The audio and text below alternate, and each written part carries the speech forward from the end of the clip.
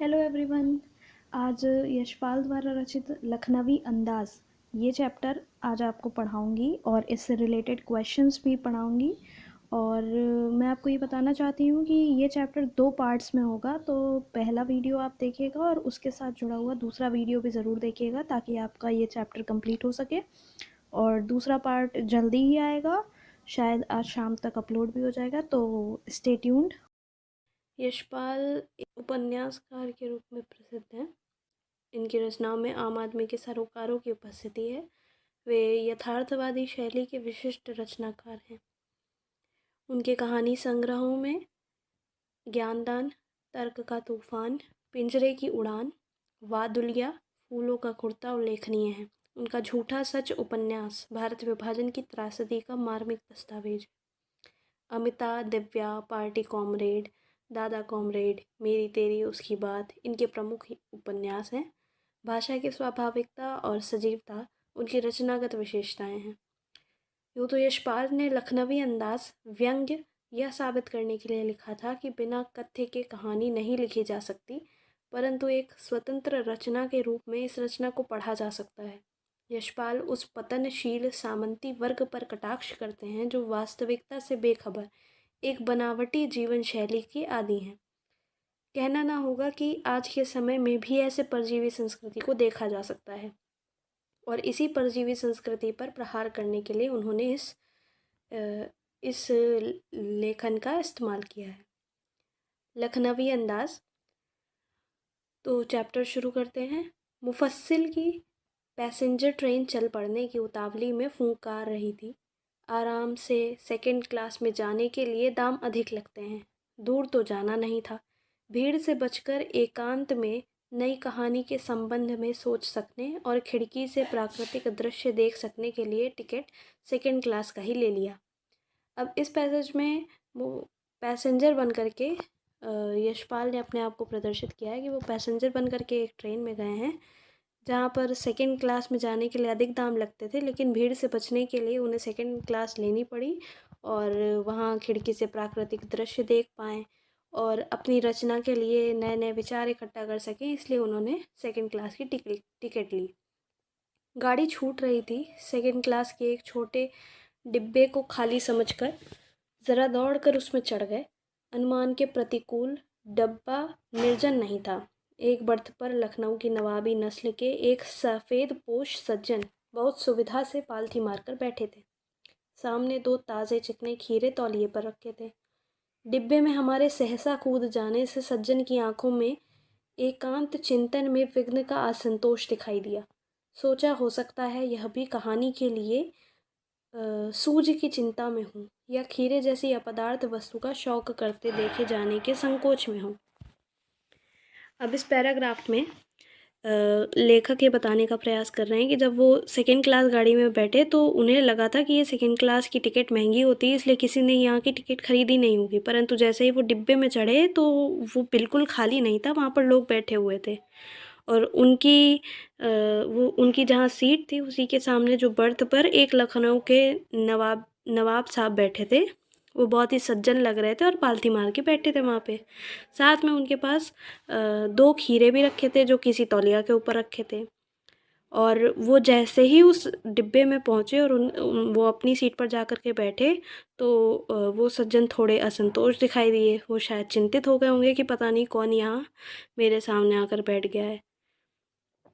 तो उन्हें ऐसा लगा होगा, यशपाल को ऐसा लगा कि वो शायद किसी चिंता में बैठे हों या वो भी मेरी तरीके किसी कहानी के लिए खोज कर रहे हों, लेकिन उनके व्यवहार से फिर मैं समझ गया कि वो केवल अपनी नवाबियत दिखाने के लिए यहाँ बैठे हैं। नवाब साहब ने संगति के लिए उत्साह नहीं दिखाया। हमने भी उनके सामने की बर्थ पर बैठकर आत्मसम्मान में आंखें चुरा ली। ठाली बैठे कल्पना करते रहने की पुरानी आदत है। नवाब साहब की असुविधा और संकोच के कारण का अनुमान करने लगे। संभव है नवाब साहब ने बिल्कुल अकेले यात्रा कर सकने के अनुमान में किफ़ायत के विचार से सेकंड क्लास का टिकट खरीद लिया हो और अब गवारा ना हो कि शहर का कोई सफ़ेद पोश उन्हें मंझले दर्जे में सफ़र करता देखे। अकेले सफ़र का वक्त काटने के लिए ही खीरे खरीदे होंगे और अब किसी सफ़ेद पोश के सामने खीरा कैसे खाएं? हम कनखियों से नवाब साहब की ओर देख रहे थे। नवाब साहब कुछ देर गाड़ी की खिड़की से बाहर देखकर स्थिति पर गौर करते रहे। ओह! नवाब साहब ने सहसा हमें संबोधन किया। आदाब अर्ज़ जनाब, खीरे का शौक़ फरमाएंगे? नवाब साहब का सहसा भाव परिवर्तन अच्छा नहीं लगा। भाप लिया, आप शराफत का गुमान बनाए रखने के लिए हमें भी मामूली लोगों की हरकत में लथेड़ लेना चाहते हैं। जवाब दिया, शुक्रिया, किबला शौक़ फरमाएं। अब इस पैराग्राफ में ये बात हुई है कि जब लेखक उनके सामने जाकर के बैठे और अंदाज़ा लगाने लगे कि इनको इतनी असुविधा या संकोच इतना क्यों हो रहा है, तो यही अंदाज़ा लगाते लगाते सफ़र बीतने लगा। धीरे धीरे सफ़र जैसे आगे कटता गया, तो अकेले सफ़र वक्त काटने के लिए वो अपनी कहानी के ऊपर विचार करने लगे। सामने जो सफ़ेद पोश सज्जन बैठे हुए थे, अब वो सोच रहे थे कि वो हीरा कैसे खाएं। तो उन्होंने केवल एक गेस्चर के लिए निभाने के लिए, मतलब एक केवल व्यवहार जताने के लिए उन्होंने सामने बैठे लेखक से पूछ लिया कि आप खीरा खाएंगे। तो उन्होंने भी अपनी गुमानियत में, लेखक ने भी अपने आत्मसम्मान के घमंड को बचाने के लिए मना कर दिया खीरा खाने से, और उन्हीं को खीरा खाने के लिए बोला कि आप स्वयं शौक़ फरमाएं। नेक्स्ट पैराग्राफ पे चलते हैं। नवाब साहब ने फिर एक पल खिड़की से बाहर देखकर गौर किया और दृढ़ निश्चय से खीरों के नीचे रखा तौलिया झाड़कर सामने बिछा लिया। सीट के नीचे से लोटा उठाकर दोनों खीरों को खिड़की से बाहर धोया और तौलिए से पूंछ लिया। जेब से चाकू निकाला, दोनों खीरों के सिर काटे और उन्हें गोदकर झाग निकाला। फिर खीरों को बहुत एहतियात से छीलकर फांकों को करीने से तौलिए पर सजाते गए। लखनऊ स्टेशन पर खीरा बेचने वाले खीरे के इस्तेमाल का तरीका जानते हैं। ग्राहक के लिए जीरा मिला नमक और पिसी हुई लाल मिर्च की पुड़िया भी हाजिर कर देते हैं। नवाब साहब ने बहुत करीने से खीरे की फांकों पर जीरा मिला नमक और लाल मिर्च की सुर्खी बुरक दी। उनकी प्रत्येक भाव भंगिमा और जबड़ों की स्फुरण से स्पष्ट था कि उस प्रक्रिया में उनका मुख खीरे के रसास्वादन की कल्पना से प्लावित हो रहा था। हम कनखियों से देखकर सोच रहे थे मियाँ रईस बनते हैं, लेकिन लोगों की नज़रों से बच सकने के ख्याल में अपनी असलियत पर उतर आए हैं। नवाब साहब ने फिर एक बारी हमारी ओर देख लिया। वल्लाह शौक़ कीजिए, लखनऊ का बालम खीरा है। नमक मिर्च छिड़क दिए जाने से ताज़े खीरे की पनियाती फांके देखकर पानी मुंह में ज़रूर आ रहा था, लेकिन इनकार कर चुके थे। आत्मसम्मान निभाना ही उचित समझा। उत्तर दिया, शुक्रिया, इस वक्त तलब महसूस नहीं हो रही है, मेदा भी ज़रा कमज़ोर है, किबला शौक़ फरमाएं। नवाब साहब ने सतृष्ण आंखों से नमक मिर्च के संयोग से चमकती खीरे की फांकों की ओर देखा। खिड़की के बाहर देखकर दीर्घ निश्वास लिया। खीरे की एक फांक उठाकर होठों तक ले गए। फांक को सूंघा। स्वाद के आनंद में पलके मूंद गए। मुंह में भराए पानी का घूंट गले से उतर गया। तब नवाब साहब ने फांकों को खिड़की से बाहर छोड़ दिया। नवाब साहब खीरे की फांकों को नाक के पास ले जाकर वासना से रसास्वादन कर खिड़की के बाहर फेंकते गए।